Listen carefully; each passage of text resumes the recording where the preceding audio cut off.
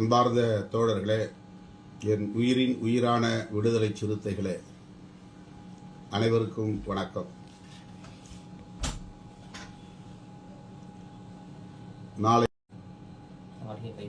தமிழ்நாடு முழுவதும் அனைத்து மாவட்ட தலைநகரங்களிலும் சிறுத்தைகள் ஆர்ப்பாட்டம். மின்னணு வாக்குப்பதிவு எந்திரம் EVM என்று ஆங்கிலத்தில் எலக்ட்ரானிக் ஓட்டிங் மெஷின் என அழைக்கப்படும் எந்திரத்தை தேர்தல் ஆணையம் பயன்படுத்தி வருகிறது.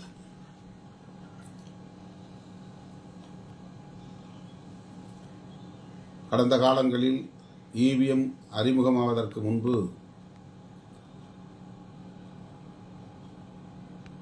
வாக்குச்சீட்டு நடைமுறையில் இருந்தது. ஒவ்வொரு வாக்காளரும் தன்னுடைய வாக்குச்சாவடியில் பெயரை உறுதிப்படுத்திக் கொண்டு வாக்குச்சீட்டை பெற்று அதற்கென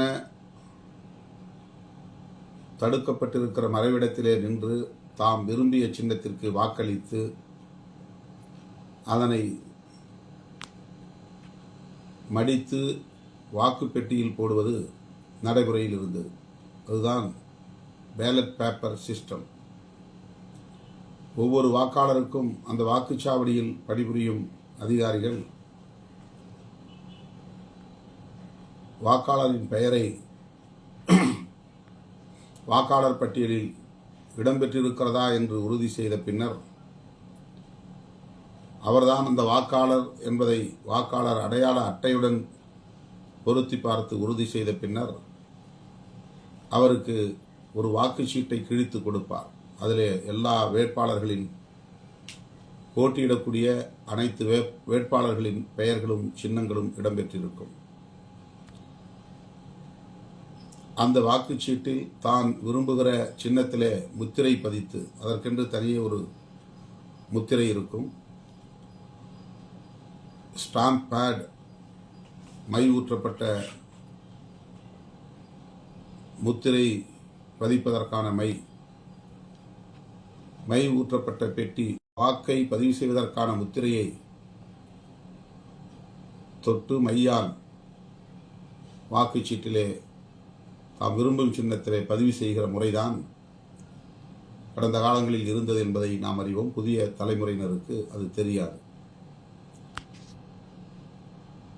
வாக்குப்பதிவு, மின்னணு வாக்குப்பதிவு எந்திரம், அதுதான் EVM.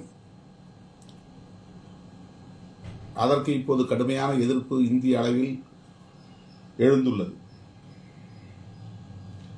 வட இந்தியாவில் நாள்தோறும் போராட்டங்கள் நடைபெற்றுக் கொண்டிருக்கின்றன. புதுதில்லியில் ஜந்தர் மந்தரிலே தினம் EVM-ஐ எதிர்த்து மக்கள் போர்க்குரல் எழுப்பிக் கொண்டிருக்கிறார்கள். அரசியல் கட்சிகள் இதிலே பெரிய ஆர்வம் காட்டவில்லை என்றாலும் கூட கட்சி சார்பற்ற அமைப்புகள் இதிலே தீவிரம் காட்டி வருகின்றன. பிரைம் மினிஸ்டர் மோடி அவர்களை அவர் EVM பிரைம் மினிஸ்டர் என்றுதான் அழைக்கிறார்கள். எலக்ட்ரானிக் ஓட்டிங் மெஷின் மூலம் தில்லுமுள்ளு செய்து, மோசடி செய்து, அதிக இடங்களில் தங்கள் கட்சி வெற்றி பெற்றதாக தங்களை தாங்களே அறிவித்துக் கொண்டு அதன் அடிப்படையில் பிரதமரானவர் தான் மோடி என்று கட்சி சார்பற்ற அமைப்புகள்,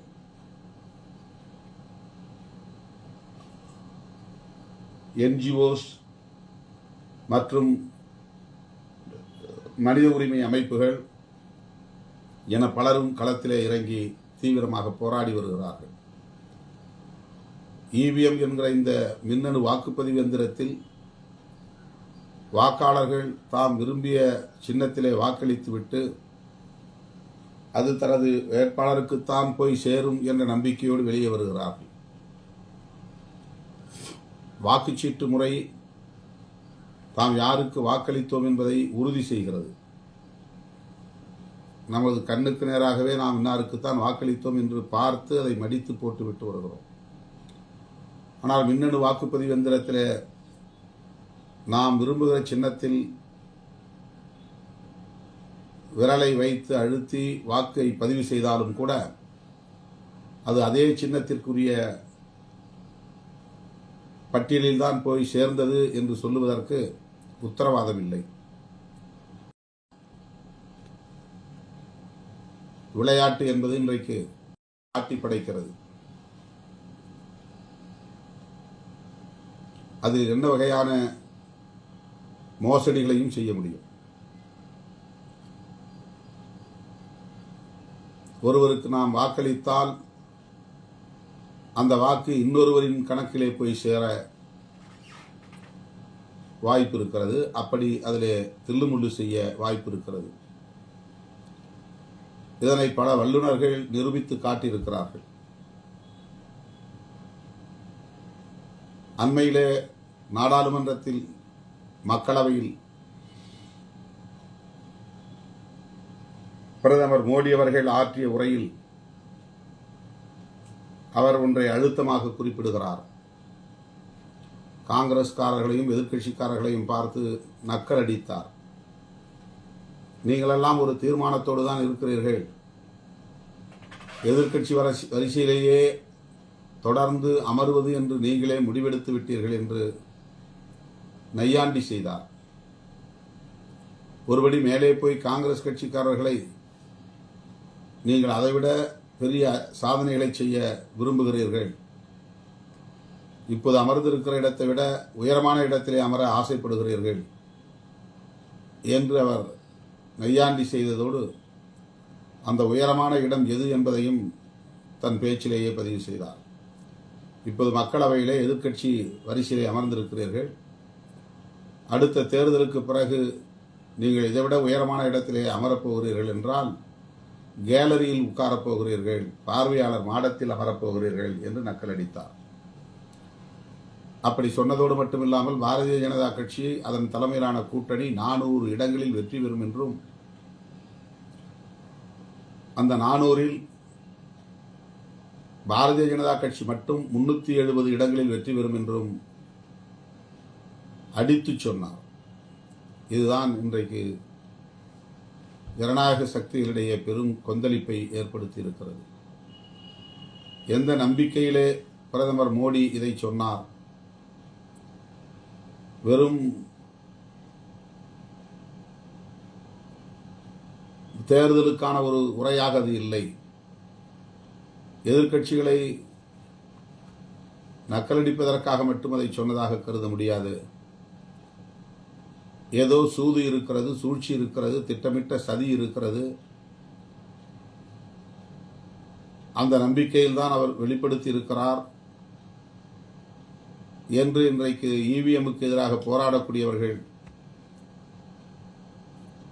யூகம் செய்வது என்னவென்றால், மின்னணு வாக்குப்பதிவு எந்திரத்தில் ஏற்கனவே இவர்கள் தில்லுமுள்ளு செய்து வைத்திருக்கிறார்கள். 370 இடங்களில் வெற்றி பெறத்தக்க வகையிலே அந்த மோசடியை செய்து வைத்திருக்கிறார்கள். வாக்குப்பதிவு எந்திரத்திலேயே அந்த மோசடி செய்யப்பட்டிருக்கலாம். எனவே வாக்குச்சீட்டு முறையே மீண்டும் நடைமுறைக்கு வர வேண்டும், மின்னணு வாக்குப்பதிவு எந்திரம் பயன்படுத்தக்கூடாது என்று முற்றாக அதனை எதிர்த்து போராடி கொண்டிருக்கிறார்கள். இந்தியா கூட்டணியின் தலைவர்கள் பங்கேற்ற கலந்தாய்வு கூட்டத்திலும் இது பேசப்பட்டது. விடுதலை சிறுத்தைகள் கட்சியின் சார்பிலே நாமும் இதனை வலியுறுத்தி சொன்னோம். இவிஎம் மின்னணு வாக்குப்பதிவு எந்திர முறை நடைமுறையில் இருப்பது ஏற்புடையதல்ல, அதனை முற்றாக கைவிட வேண்டும் என்று இந்தியா கூட்டணி வலியுறுத்த முன்வர வேண்டும் என்று கேட்டுக்கொண்டோம். அதற்கான போராட்டங்களையும் அறிவிக்க வேண்டும் என்று விடுதலை சிறுத்தைகள் கட்சியின் சார்பிலே வலியுறுத்தினோம். இந்தியா கூட்டணியில் இவிஎம் குறித்து ஒரு தீர்மானம் நிறைவேற்றப்பட்டது.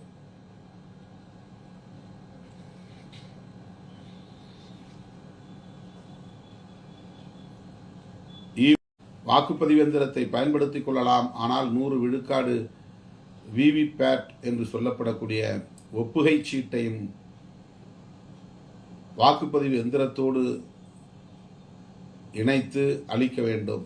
அந்த ஒப்புகை சீட்டை பெறுகிறவர்கள் தாம் யாருக்கு வாக்களித்தோம் என்பதை உறுதி செய்து கொண்ட பின்னர் அந்த ஒப்புகை சீட்டை அதற்கான வாக்குப்பெட்டியிலே போட வேண்டும். வாக்கு எண்ணிக்கையின் போது அந்த ஒப்புகை சீட்டுகளை எண்ணி தேர்தல் முடிவுகளை அறிவிக்க வேண்டும். இதுதான் இந்தியா கூட்டணி தலைவர்களின் கலந்தாய்வு கூட்டத்தில் மேற்கொள்ளப்பட்ட தீர்மானம் என்பதை ஏற்கனவே பலமுறை பதிவு செய்திருக்கிறோம். மீண்டும் அதை நாம் பதிவு செய்ய விரும்புகிறோம். தொடக்கத்தில் விடுதலை சிறுத்தைகள் கட்சி ஒட்டுமொத்தமாக இவிஎம் கூடாது, வாக்குச்சீட்டு முறைதான் வேண்டும் என்ற கருத்தை நாம் கொண்டிருந்தோம். தற்போது இந்தியா கூட்டணியில் நாம் ஒரு அங்கம் என்கிற நிலையில் இந்தியா கூட்டணியின் தலைவர்கள் முன்மொழிந்த இந்த ஆலோசனையை காலத்தை மிச்சப்படுத்துவதற்கு ஏதுவான வகையில் மின்னணு வாக்குப்பதிவு எந்திரத்தை வாக்குப்பதிவுக்காக பயன்படுத்திக் கொள்ளலாம், ஒப்புகை சீட்டை எண்ணி தேர்தல் முடிவை அறிவிக்கலாம் என்கிற இந்த நிலைப்பாட்டை விடுதலை சிறுத்தைகள் கட்சியும் ஏற்றுக்கொண்டது. அதன் அடிப்படையில் தான் கடந்த மாதம் இதே கோரிக்கையை வலியுறுத்தி விடுதலை சிறுத்தைகள் கட்சியின் சார்பில் தமிழ்நாடு முழுவதும் நாம் ஆர்ப்பாட்டங்களை நடத்தினோம். சென்னையில் நடைபெற்ற ஆர்ப்பாட்டத்தில் நான் நம்முடைய முன்னணி தோழர்களோடு கலந்து கொண்டேன். தோழமை இயக்க தலைவர்களும் அதிலே பங்கேற்று உரையாற்றினார்கள். அதே கோரிக்கையை வலியுறுத்தி இன்றைக்கு 2வது கட்டமாக அதேபோல அனைத்து மாவட்ட தலைநகரங்களிலும் ஆர்ப்பாட்டங்களை நாம் நடத்துகிறோம். ஒரே கோரிக்கை, மீண்டும் மீண்டும் போராட்டம் எதற்கு என்று சிலர் கேள்வி எழுப்புகின்றனர்.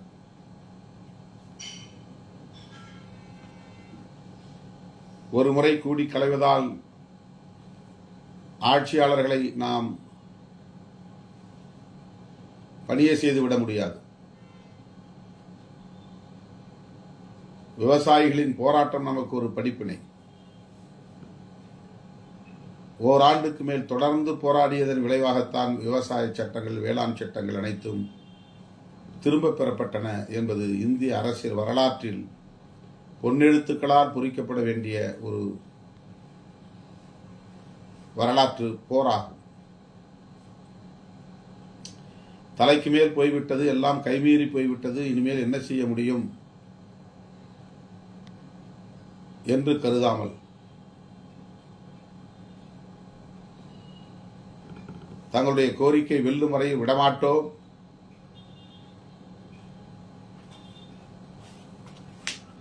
தொடர்ந்து போராடுவோம்,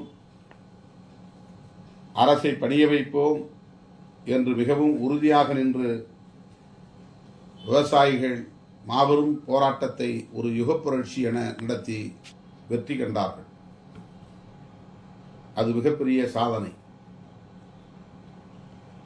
லட்சக்கணக்கான விவசாயிகள் தொடர் போராட்டத்தில் ஈடுபட்டதன் விளைவாகவும் பஞ்சாப் மாநில தேர்தல் உள்ளிட்ட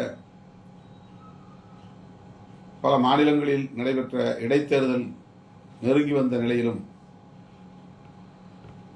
வேறு வழியின்றி மோடி அரசு அந்த வேளாண் சட்டங்கள் அனைத்தையும் திரும்ப பெற்றன. இது ஒரு புரட்சிகரமான வரலாறு. ஆகவே போராடுகிறவர்கள் ஒரு நாள் அடையாளமாக போராடிவிட்டு அதை மறந்து கடந்து போய்விடக்கூடாது. தாம் முன்மொழிந்த கோரிக்கை நிறைவேறுகிற வரையில் இடைவிடாமல் போராட வேண்டும் என்கிற அந்த போர்க்குணம் மிக இன்றியமையாத தேவையாகும். ஆகவே இந்த மின்னணு வாக்குப்பதிவு எந்திரத்தை எதிர்த்து நாம் நடத்துகிற போராட்டம்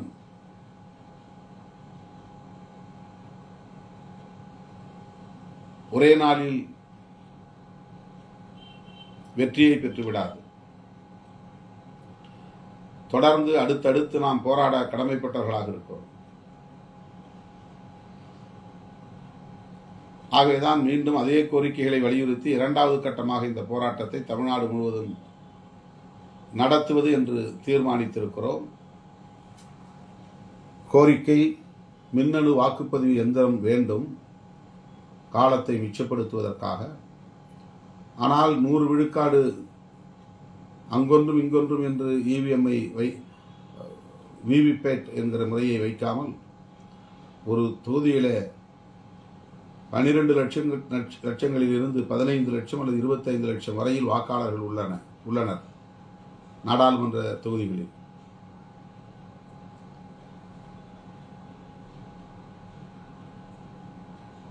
அவ்வளவு வாக்காளர்களுக்கும் இந்த கருத்து போய் சேரக்கூடிய வகையில் நாம் இந்த போராட்டத்தை முன்னெடுக்க வேண்டும். அவர்கள் அனைவரும் வாக்களிக்கிற போது நெடுநேரம் வரிசையிலே காத்திருக்காமல் உடனே வாக்களித்து விடைபெறுவதற்கு ஏதுவாக மின்னணு வாக்குப்பதிவு எந்திரம் பயன்படும். ஆகவே மின்னணு வாக்குப்பதிவு எந்திரத்தை முழுமையாக திரும்பப் பெற வேண்டும் என்று நாம் சொல்லவில்லை. மின்னணு வாக்குப்பதிவு எந்திரத்தை பேலட் ஷீட்டுக்கு பதிலாக, வாக்குச்சீட்டுக்கு பதிலாக எண்ணி சொல்லாமல் ஒப்புகை சீட்டுகளை எண்ணி வெற்றி தோல்வியை சொல்ல வேண்டும். ஆகவே இந்தியா முழுவதும் உள்ள அனைத்து வாக்குச்சாவடிகளிலும் வாக்கு பெட்டிகளிலும் விவிபேட் என்கிற அந்த ஒப்புகை சீட்டுடன் கூடிய எந்திரத்தையும் இணைத்திட வேண்டும். இதுதான் நம்முடைய கோரிக்கை. இதுதான் பிரதானமானது. அருமை தோழர்களே, இதிலும் தில்லுமுள்ளு செய்ய முடியுமா என்று கேட்டால் இல்லை என்று நம்மால் மறுத்துவிட முடியாது. எதுவும் நடக்கலாம். எலக்ட்ரானிக்ஸ் எந்திரங்களை பயன்படுத்துகிற போது எப்படி வேண்டுமானாலும் முடிவுகளை மாற்றலாம். மின்னணு எந்திரங்களை பயன்படுத்துகிற போது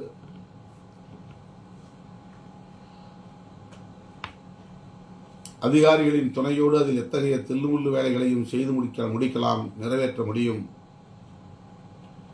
என்றெல்லாம் ஒரு கருத்து நிலவுகிறது. அதை புறந்தள்ளிவிட முடியாது.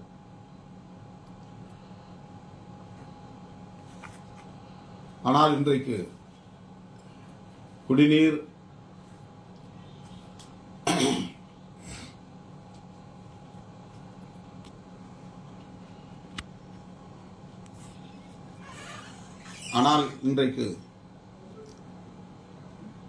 இந்த இவிஎம் தொடர்பாக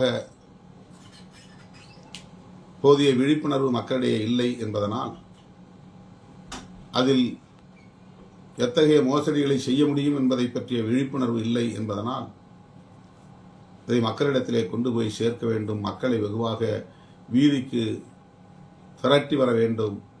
நாடாளுமன்ற தேர்தலை சந்திப்பதற்கு முன்னால் நாம் சந்திக்க வேண்டிய மிகப்பெரிய சவால் இவிஎம். அதில் திருத்தம், மாற்று ஏற்பாடு, அங்கொன்றும் இங்கொன்றும் என்று ஒப்புகை சீட்டு எந்திரத்தை பதிவு செய்யாமல் இணைக்காமல் 100 விழுக்காடு முழுமையாக அதை இணைக்க வேண்டும். வாக்கு எண்ணிக்கையின் போது இந்த விவிபேட் பெட்டிகள் எண்ணப்பெற்று முடிவுகள் அறிவிக்கப்பட வேண்டும். இதுதான் நம்முடைய கோரிக்கை. முன்னாள் தேர்தல் ஆணையத்தின் தலைமை ஆணையர் குரேஷி அவர்களை நானும் தோழர் ரவிக்குமார் அவர்களும் விமானத்தில் சந்திக்க நேர்ந்தது. அப்போது அவர் சொன்னது, மக்களின் நம்பிக்கை தான் முக்கியம். நாடாளுமன்ற ஜனநாயகத்தின் மீது மக்களின் நம்பிக்கை இழந்து போனால் இந்த தேசத்தை காப்பாற்ற முடியாது என்று தமது வருத்தத்தை வெளிப்படுத்தினார். அவருடைய ஆலோசனையும் 100 விழுக்காடு விவிபேட் என்கிற மெஷினை பொருத்த வேண்டும் என்பதுதான். அவ்வாறு செய்தால், தேர்தலுக்கு முன்னதாக போராடினால் தேர்தல் ஆணையத்தையும் ஆட்சியாளர்களையும் செவிமடுக்க செய்ய முடியும்.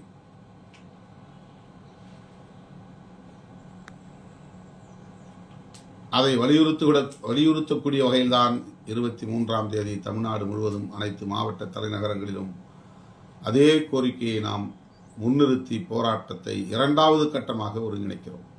இது சொல்லப்போனால் இது இரண்டாவது கட்டம். தோழமை கட்சி தலைவர்களை எல்லாம் அழைக்க திட்டமிட்டு இருக்கிறோம். நீங்கள் ஆங்காங்கே ஒவ்வொரு கட்சியிலும் உள்ள மாவட்ட தலைவர்கள் அல்லது மாநில தலைவர்கள் இந்த பகுதியில் உள்ளவர்களை அழைத்து துண்டறிக்கைகளிலே அச்சிட்டு வேண்டும். அதுதான் மிக முக்கியமானது.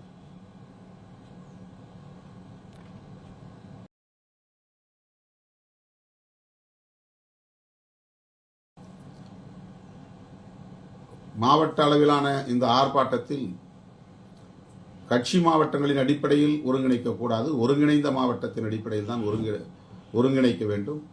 தலைமை என்கிற போது 4 மாவட்ட செயலாளர்கள் என்றால் 4 மாவட்ட செயலாளர்களுமே தலைமைதான். மேலிடத்திலிருந்து அனுப்பப்படுகிறவர்களை சிறப்பு பேச்சாளராக பணிகளை ஒருங்கிணைக்கக்கூடிய ஒருங்கிணைப்பாளர்கள்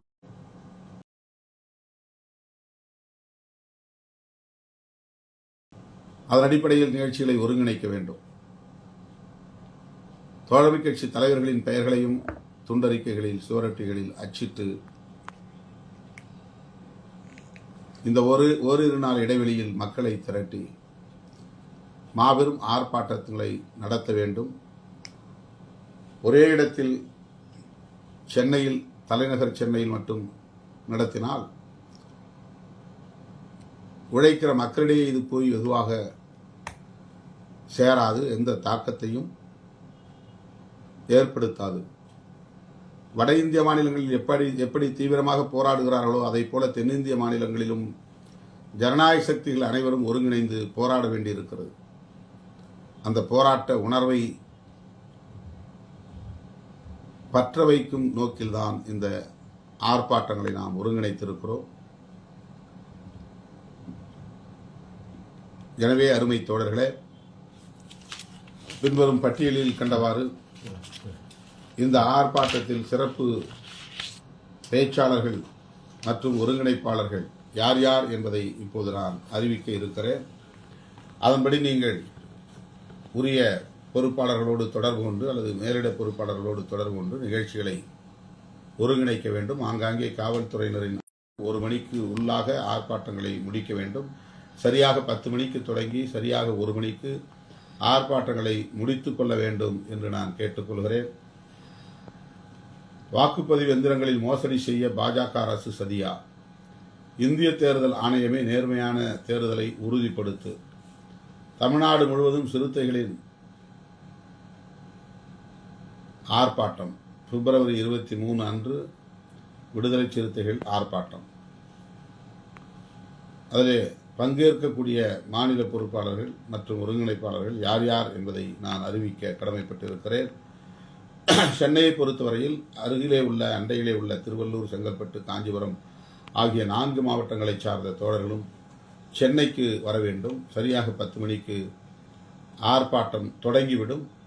ஆகவே சென்னைக்கு அப்பால் வெளியிலே இருக்கிற தோழர்கள் இதனை புரிந்து கொண்டு ஒத்துழைப்பு நல்க வேண்டும் என கேட்டுக்கொள்கிறேன். சென்னையிலே நடைபெறவுள்ள ஆர்ப்பாட்டத்தில் சிறப்புரை ஆற்றுவதற்காக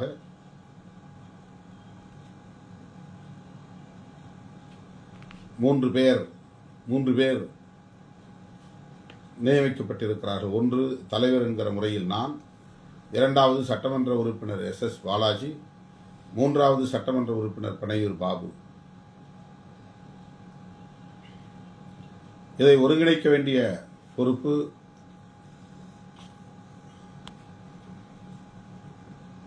நீலவானத்து நிலவன், பாலசிங்கம், வழக்குரைஞர் எழில் கரோலின், வழக்குரைஞர் தமிழினியன், வழக்குரைஞர் வழக்குரைஞர் வனச்செழியன், பாசறை செல்வராஜ், வழக்குரைஞர் கதிர்நிலவன். இவர்கள் ஒருங்கிணைப்பு பணிகளை மேற்கொள்கிறார்கள். இந்த 4 மாவட்டங்களிலும் ஒருங்கிணைப்பு பணிகளை இவர்கள் மேற்கொள்வார்கள். எல்லோரையும் சென்னைக்கு வர அறிவுறுத்த வேண்டும். அதற்குரிய பதாகைகளோடு வர வேண்டும். ஒரு மாபெரும் தாக்கத்தை இந்த நிகழ்வு ஏற்படுத்த வேண்டும்.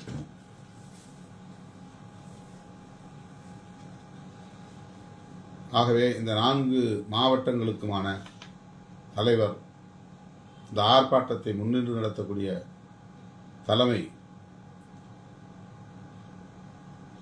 தலைவர் என்கிற முறையிலே எனக்கும் சட்டமன்ற உறுப்பினர்களுக்கும் அளிக்கப்பட்டுள்ளது. ஒருங்கிணைப்பாளர்கள் பட்டியலை ஏற்கனவே படித்தேன். அவர்கள் அனைவரும் இந்த ஒருங்கிணைப்பு பணிகளை மேற்கொள்ள வேண்டும். இரண்டாவது, கடலூர் மாவட்டம் பொதுச் செயலாளர் சிந்தனை செல்வன், ஒருங்கிணைப்பு பா. தாமரை செல்வன். விழுப்புரம் மாவட்டம் பொதுச் செயலாளர் து. ரவிக்குமார், ஒருங்கிணைப்பு ஜெய குணவழகன். மதுரை ஏசி பாவரசு கருத்துறை, மேலூர் சசி, ஒருங்கிணைப்பு பணிகள்.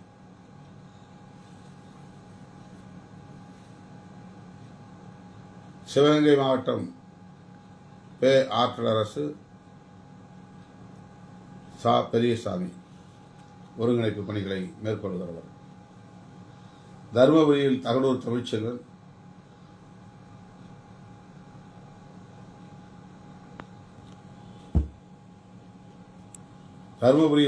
தமிழ்ச்செல்வன், ஒருங்கிணைப்பு பணிகள் ரத்தின நற்குமரன். கள்ளக்குறிச்சியில் கருத்துறை சூகா விடுதலை செழியன், ஒருங்கிணைப்பு பணிகள் தயா நெப்போலியன். வேலூரில் கூகா பாவலன், அவர்களுக்கு தங்குமிடம் ஏற்பாடு செய்வது நீலச்சந்திரகுமார். ராணிப்பேட்டையில் சங்கத்தமிழனும் ஆதிமொழியும்,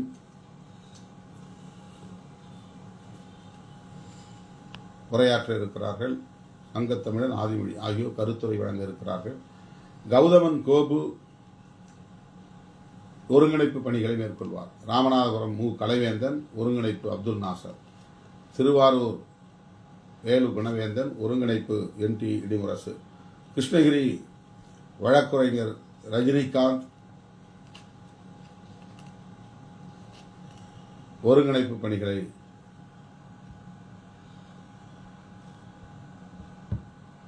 தமிழ் அன்வர். அரியலூர் கவிஞர் இளமாறன், பே. அன்பானந்தம். ஈரோடு வன்னி அரசு வளவன் வாசுதேவன். திருவண்ணாமலை வழக்குரைஞர் தா. பார்வேந்தன், போமுநந்தன்.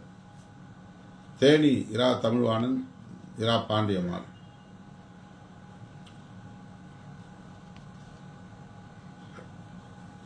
தேனி மாவட்டத்தின் ஒருங்கிணைப்பு பணிகளை கண்ணதாசன் என்கிற கலைவாணன் மேற்கொள்வார்.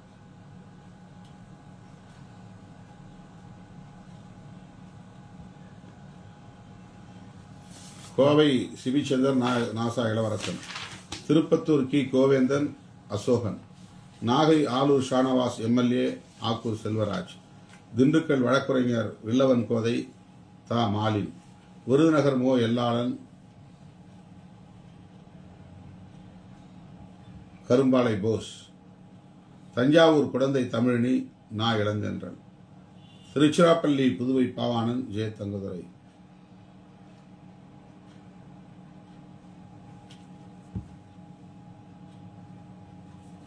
மயிலாடுதுறை பொதுநிவளவன், நா. அறிவழகன். திருச்சி புதுவை பாவாணன், ஜே. தங்கதுரை. பெரம்பலூர் வழக்குரைஞர் தீசா திருமார்பன், இரா. கிட்டு. புதுக்கோட்டை வழக்குரைஞர் விவேகானந்தன், சதாசிவகுமார். கரூர் வேலுச்சாமி என்கிற தமிழ்வேந்தன், ஆக்கா. தமிழாதன். நாமக்கல் சௌ. பாவேந்தன், நாமக்கல் மணிமாறன். திருப்பூர் இரா. நாவரசன், துறை வளவன். நீலமலை சுசி கலையரசன், ராஜேந்திர பிரபு. புதுச்சேரி கவிஞர் தலையாரி, அமுதவன்.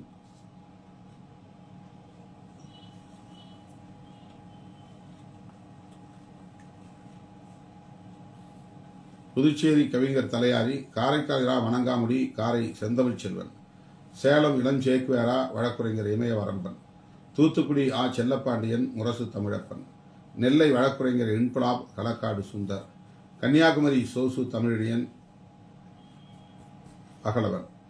தென்காசி வே. கனியமுதன், ராப்பு தமிழ்குட்டி. இந்த பட்டியலில் கண்டவாறு கருத்துரை வழங்குவதற்கு தோழர்கள் அந்தந்த மாவட்ட செயலாளர்களை தொடர்பு கொண்டு பயணிக்க வேண்டும். ஒருங்கிணைந்த மாவட்டம் என்கிற அடிப்படையில் இந்த போராட்டங்களை மேற்கொள்ள வேண்டியிருப்பதனால் ஒருங்கிணைப்பு பணிகளை மேற்கொள்வதற்கென்று மேலிட பொறுப்பாளர்களை நாம் நியமனம் செய்திருக்கிறோம்.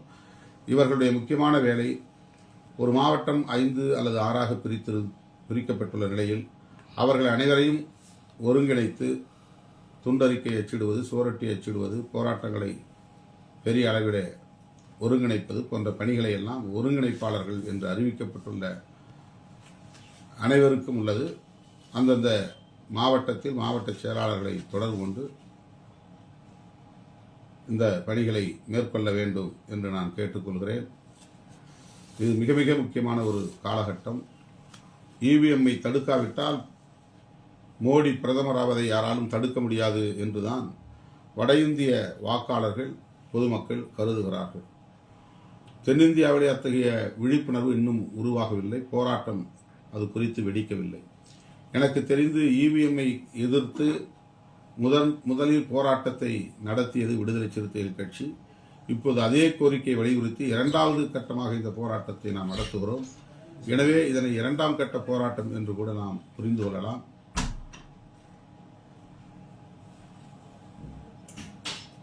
தோழமை கட்சிகளை சார்ந்த தலைவர்கள் அல்லது கட்சி சார்பற்ற வல்லுநர்கள் என்று பலரையும் அந்தந்த பகுதிகளில் நீங்கள் தொடர்பு கொண்டு அவர்களை அழைத்து அவர்களை ஆர்ப்பாட்டத்தில் பேச வைக்குமாறு கேட்டுக்கொள்கிறேன்.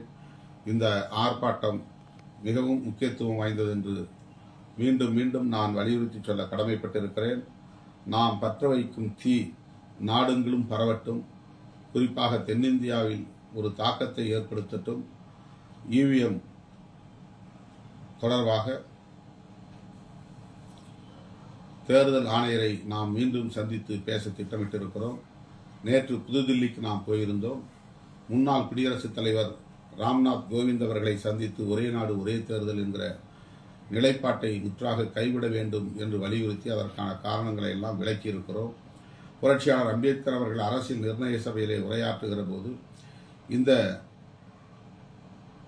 முறை ஒரே தேர்தல் முறை, சட்டமன்றத்திற்கும் நாடாளுமன்றத்திற்கும் ஒரே நேரத்தில் தேர்தலை நடத்துவது என்கிற முறை அப்போதே அரசியல் நிர்ணய சபையில் விவாதத்திற்கு எடுத்துக்கொள்ளப்பட்டது. புரட்சியாளர் அம்பேத்கர் அவர்கள் அது குறித்து விரிவான விளக்கம் தந்திருக்கிறார்.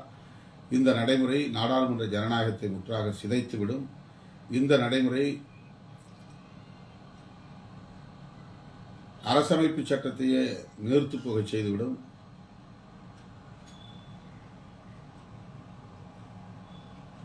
ஆகவே இதனை முற்றாக கைவிட வேண்டும் என்று ராம்நாத் கோவிந்த் அவர்களிடத்திலே மனு கொடுத்து விட்டு வந்திருக்கிறோம். அதில் அம்பேத்கருடைய நிலைப்பாடு என்ன என்பதையும் பதிவு செய்திருக்கிறோம். அரசியல் நிர்ணய சபை விவாதத்திலேயே இது குறித்து புரட்சியாளர் அம்பேத்கர் மிக தெளிவாக பேசியிருக்கிறார். இது நடைமுறைக்கு வந்தால் அதிபர் ஆட்சி முறைதான் நடைமுறைக்கு வரும். நாடாளுமன்ற ஜனநாயகம் நடைமுறையில் இருக்காது. ஒரு சர்வாதிகார ஆட்சி நிர்வாகம்தான் நடைமுறைக்கு வரும் என்பதை புரட்சியாளர் அம்பேத்கர் அப்போதே சுட்டிக்காட்டியிருக்கிறார். அம்பேத்கர் அவர்களின் வழிபட்டு நடக்கும் நாம் விடுதலை சிறுத்தைகள் கட்சி இத்தகைய முயற்சியை தடுத்தாக வேண்டும் என்கிற மிக முக்கியமான கடமையை நாம் கொண்டிருக்கிறோம். அனைத்து தரப்பு ஜனநாயக சக்திகளையும் இந்த போராட்டத்தில் இணையச் செய்வோம். அதுதான் நம்முடைய போராட்டத்திற்கு கிடைத்த வெற்றி என்பதை சொல்லி, தோழர்களே, ஒரே நாள் இடைவெளி தீவிரப்படுத்த வேண்டும். மாநாட்டுக்கான அனைத்து பணிகளையும்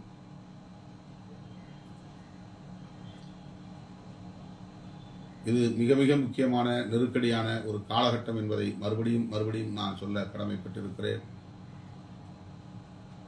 இது குறித்து யார் கவலைப்படுகிறார்களோ இல்லையோ நாம் கவலைப்பட்டாக வேண்டும். இந்த போக்கினை தடுப்பதற்கு யார் முன்வருகிறார்களோ இல்லையோ நாம் அதை தடுத்தாக வேண்டும்.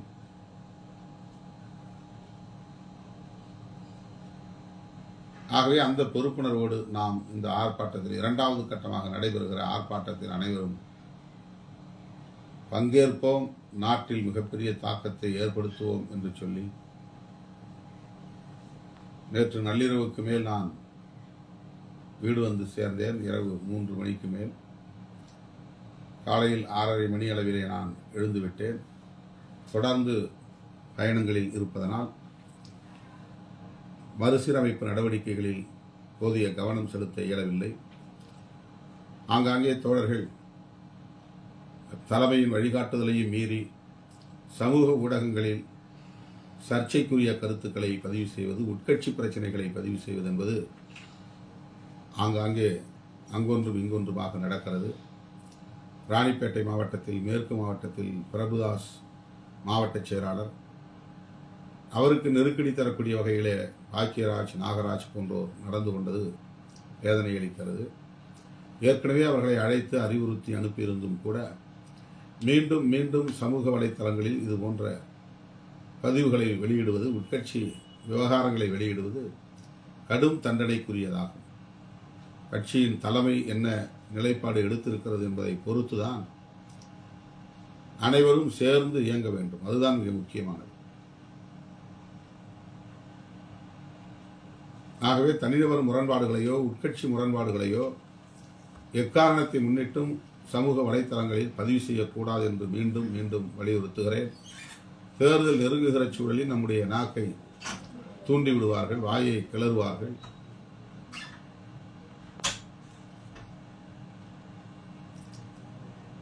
அரசியலில் எத்தகைய முரண்பாடுகள் இருந்தாலும் கூட மக்களுக்காக நாம் கைகோர்த்து நிற்க வேண்டிய தேவை இருக்கிறது.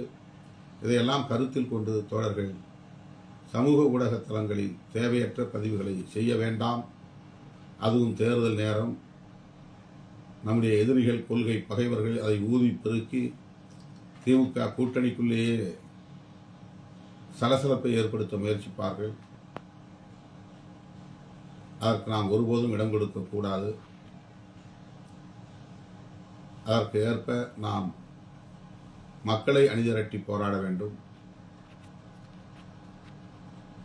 பிரிக்கப்பட்ட மாவட்டங்களின் சார்பில் தனித்தனியே யாராவது ஆர்ப்பாட்டம் நடத்தினால் அந்த மாவட்ட செயலாளர்கள் மீது நடவடிக்கை எடுக்கப்படும்.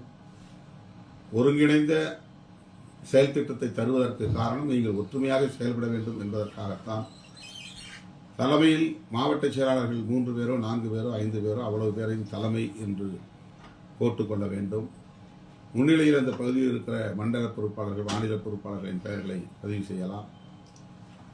சிறப்புரை என்றால் யாரை நாம் இங்கே மேலிட பொறுப்பாளராக அறிவித்திருக்கிறோமோ அவர்களைத்தான் நீங்கள் முதன்மைப்படுத்த வேண்டும்.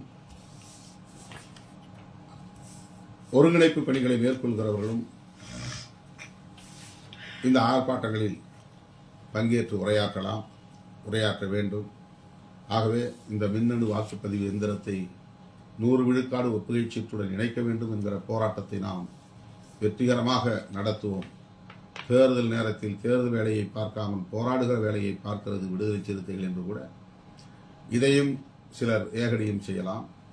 நமக்கு எல்லாவற்றையும் விட மக்கள் நலன்தான் முக்கியம், நாட்டு நலன்தான் முக்கியம், ஜனநாயக பாதுகாப்பு தான் முக்கியம்.